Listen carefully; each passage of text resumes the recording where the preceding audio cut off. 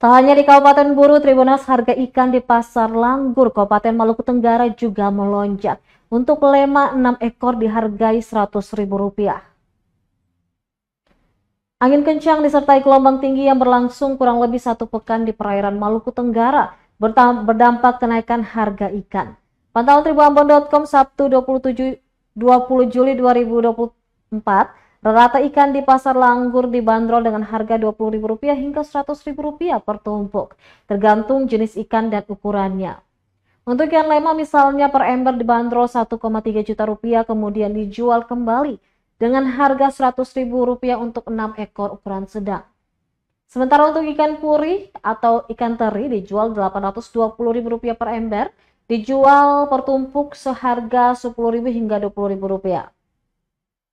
Sedangkan untuk ikan samander atau baronan dijual Rp650.000 per ember, per tumpuk dijual Rp25.000 untuk 20 ekor kecil.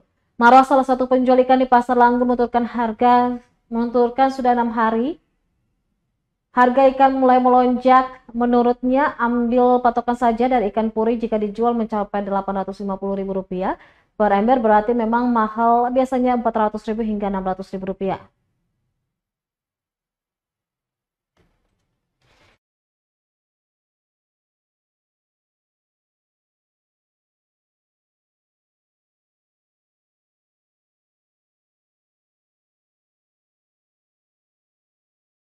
Download Tribun X sekarang, menghadirkan lokal menjadi Indonesia.